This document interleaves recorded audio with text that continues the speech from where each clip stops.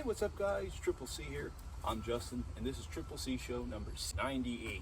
So in today's video, you can see I have a very old Triple C project of mine, but we are going to be using it because it has a very early compressed air system in it. In fact, it is now the oldest compressed air system we have, I guess, in the fleet, if you want to call it. Now that the Libra, the original Libra little model, its air compressor is now turned into a lamp. This is now the newest, oldest Libra air system currently. So without further ado, let's go ahead and we're going to compare the older Libra air system with the newer one.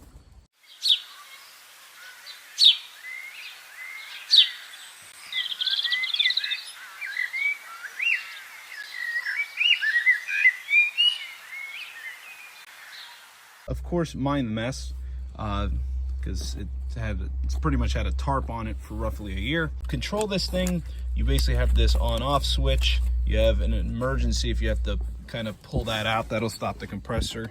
It is humorously going down to another version of it. That is wildly interesting. On top of the fact, the flying Tig-Air, as this project is called, has a remote on and off, which actually still works. It's very interesting, and that would be how you could warm up the air compressor. As you know, air compressors take a little while to get air pressure going, so that actually is a very, very good idea, and very ahead of its time, especially for this thing being roughly a year before we actually kind of really perfected the system. So control systems, the Libra Air Cart 2 has just a simple on-off switch surge protector, pretty much the exact same one that's on the flying Tig-Air, except it, instead of going to another surge protector, goes around here, goes into this quad receptacle, and then comes out this wire and then goes to the plug that you would then plug into an extension cord. So we pretty much just skipped the step and just went straight to the wall basically with that one.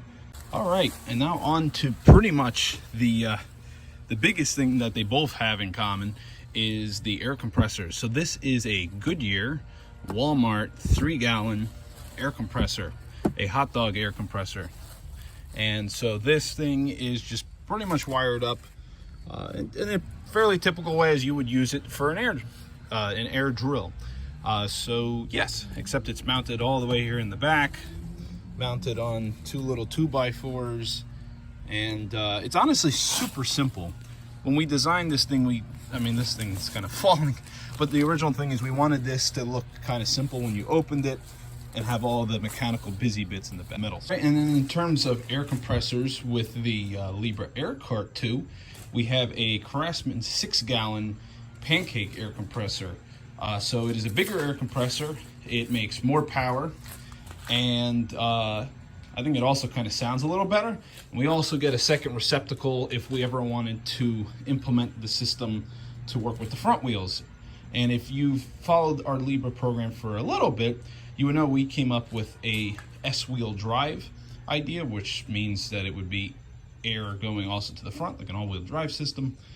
So we could definitely pull that off on this prototype if we wanted. All right, so that is the comparison between the older Libra system in this flying Tig-Air and the newer one in our newly finished system prototype.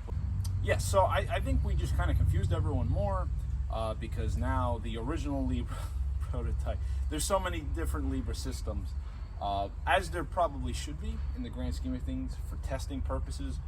But I do honestly think that this system, although it is older, is still a very sophisticated system, despite the fact that it has some of that laziness kind of thrown into it. But you could even argue that the new one also has that as well because it was done on a budget. But not a bad thing. And honestly, I like that remote start system. That is definitely something I want to definitely implement into the new Libra Air Cart 2. So that's it for today's video. Hope to see you guys in the next one. I'm Justin. This has been Triple C Show, and I'll Triple C you in the next one. Peace out.